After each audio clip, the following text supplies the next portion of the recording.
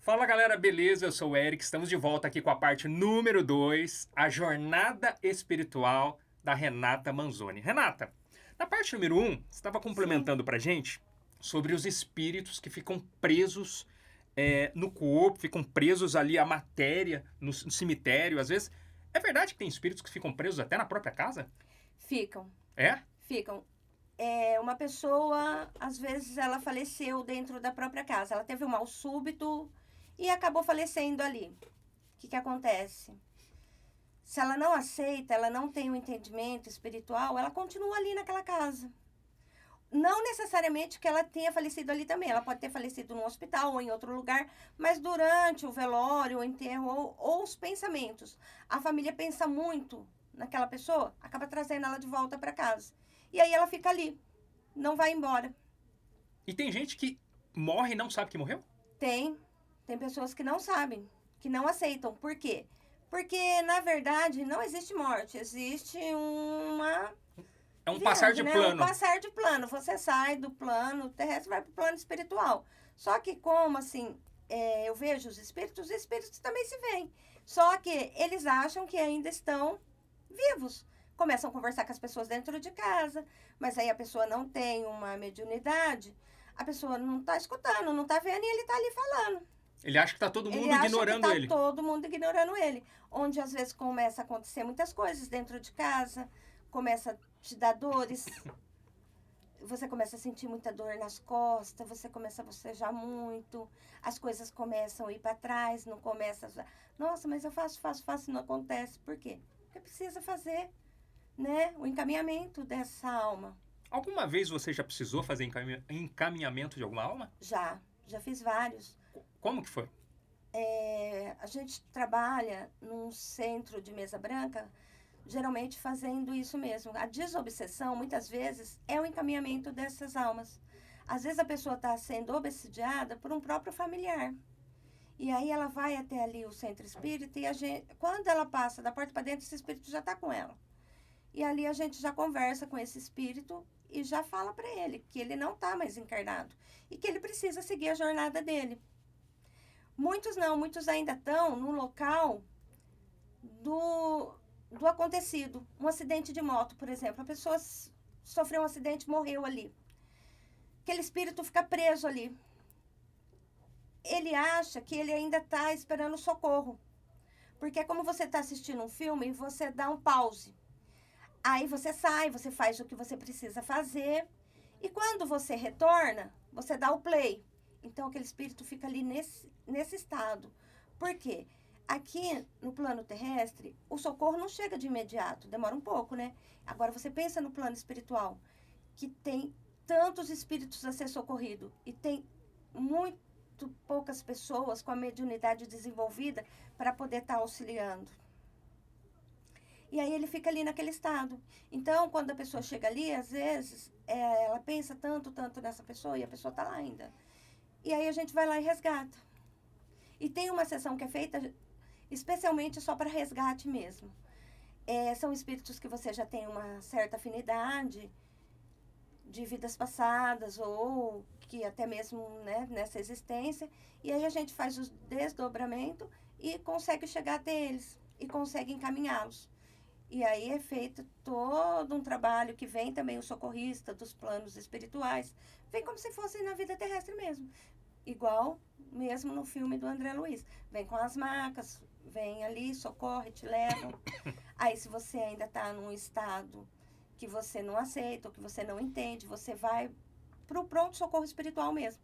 Ali eles cuidam das suas chagas, das suas feridas, você fica adormecido, anestesiado, e vão dando passes para você, e se acalmando, até vocês poderem te acordar e você entender que está no plano espiritual. Olha só, interessante. Você falou, né? A gente comentou aqui sobre a clarividência. É verdade que você também tem experiências da chamada projeção astral?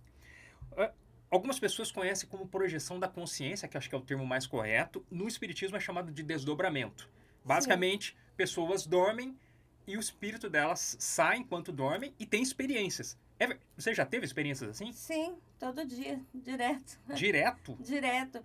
A pessoa que ela é médio sensitiva, ela tem muito, muito, porque é também é uma espécie de resgate também.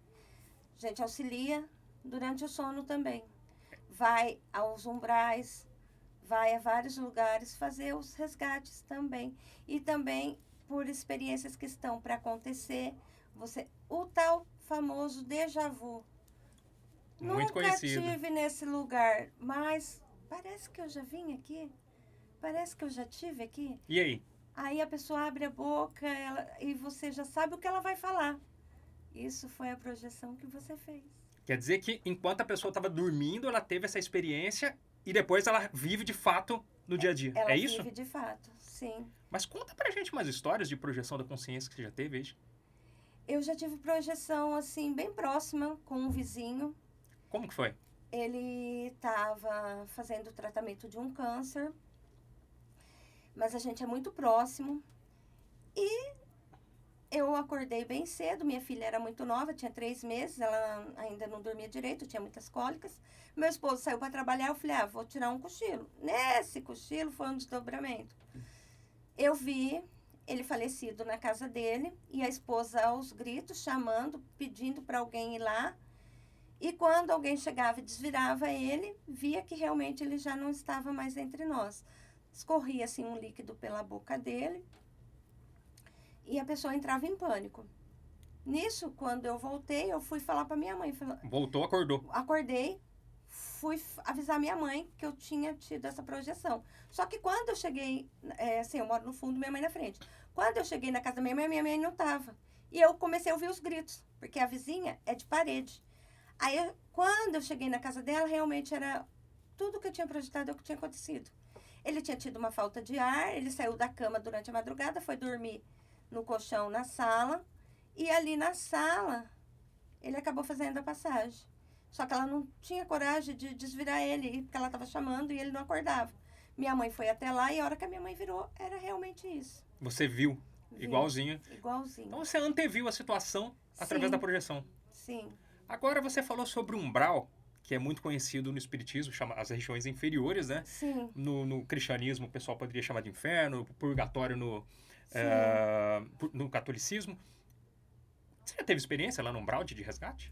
Já tive experiência, sim. Como é que foi? Olha, é sombrio, é arrepiador, é lastimável, é muito triste. Porque o espírito, ele tem não só suicidas que acabam tirando a vida, mas tem os suicidas inconscientes. Suicidas inconscientes são o quê? Pessoas que têm vícios, que acabam danificando aquela parte material que veio perfeita. E aí o que acontece? Você tem um livre-arbítrio, porém você não vai poder passar de um lado para o outro se você não fizer um resgate. Você acaba aqui indo para o umbral. E ali a pessoa se vê naquela situação, muitas vezes ele até entende que morreu, outras vezes não. E ele quer saber o porquê que está ali. E aí ele clama, ele pede, ele fica aflito. E você foi dirigida até esse local? Dirigida até esse local. E o que você viu, assim? Pra quem tá em casa e fala, mas que esse umbral que tanto falam, né? O que você viu, assim? É um campo? É um lugar fechado? É um lugar aberto, é um campo, porém muito sombrio. É como se fosse a sua consciência. Você tem o livre-arbítrio entre o bem e o mal, entre a luz e as trevas. Como você está vibrando numa energia negativa, você acaba ficando naquela energia negativa. É isso. Quer dizer, ele não... peraí. Então, Renata, o que eu tô entendendo aqui é o seguinte. Não é ninguém que empurrou essa pessoa pra lá. Não. Ela vai por ela mesma. Por ela Pela mesma. sintonia e frequência do que ela tá vivendo. Pela frequência do que está vivendo. Olha só. Ela é um imã. É um imã, porque na verdade todos somos. O mundo é energia, né? Então por isso que a gente tem que estar sempre vibrando coisas boas e coisas positivas. Se a gente não puder fazer o bem, não faça o mal também. Porque o plantio é opcional, mas a colheita é obrigatória. As pessoas costumam dizer, Deus é amor. Concordo, Deus é totalmente amor, mas elas se esquecem que Deus também é justiça. Ele te dá o livre-arbítrio. Você vai plantar o que você quiser, porém, você vai colher aquilo que você plantou. O plantio é opcional, mas a colheita... é obrigatória. Olha só. Agora, falamos sobre as regiões inferiores, já falou que é um lugar de sofrimento, um lugar muito ruim, né? Vamos falar um pouquinho dos lugares bons, as chamadas colônias espirituais, né? No cristianismo, fala-se muito na Cidade Nova de Jerusalém. No espiritismo, fala-se muito da Cidade do Nosso Lar, que é só a cidade que está no alto do Rio de Janeiro. Existem outras cidades, né? Sim, Na Umbanda, por exemplo, é falado muito sobre Aruanda, que é a cidade Aruanda. espiritual. É verdade que cada religião ou cada pessoa que está ligada a um tipo de fé tem um lugar específico para ela ali? Tem.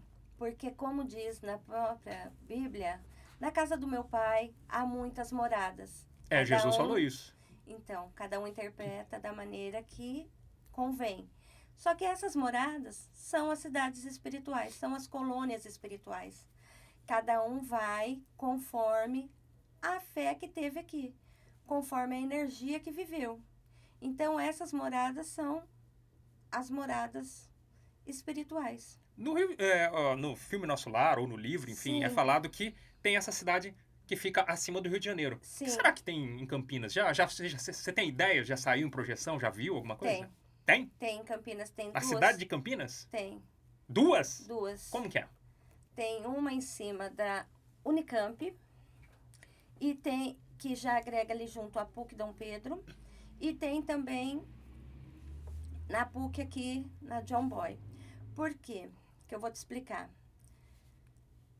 A espiritualidade, ela prepara os seres que vão reencarnar. E esses seres que reencarnam, eles são os arquitetos do novo milênio. Eles já vêm de lá com toda a experiência do que eles vão ter que projetar aqui na vida terrena. Porém, quando chega aqui, você não lembra, você fez a escolha lá, você estudou lá, porque lá tem as escolas, tem os estudos. Tanto que o novo Sirius na Unicamp, ele é um projeto novo, só que na espiritualidade ele é igualzinho, é como se fosse o reflexo da cidade espiritual que tem lá, refletiu aqui. Então, por isso que se diz os arquitetos do novo milênio. Quando uma criança nasce, fala, nossa, essa criança está tão esperta, daqui a uns dias eles vão nascer falando. Porque eles já vêm com a tecnologia, eles já vêm com toda a ciência. Já vem com a base de lá? Já vem com a base. Então, ali, porque ali esses dois polos são cidades ali que estão ali em cima, para dar apoio a esses espíritos que reencarnaram, estão ali em estudo, já estão ali praticando, né? O que já estudaram, as cirurgias, as novas descobertas, as ciências, tudo que eles estão projetando ali, eles estão ali para dar o apoio, porque quando você chega aqui você não lembra mais, porém lá você fez, entre aspas, um contrato que você ia vir para fazer essa missão, e eles estão ali te apoiando e te dando aquela luz, aquela ajuda para você seguir o seu projeto. Interessante, Renata. E não é à toa, então, que Campinas é considerado o polo tecnológico do Brasil. Sim. Faz todo sentido com o que você está falando. Com certeza. Muito bem, Renata.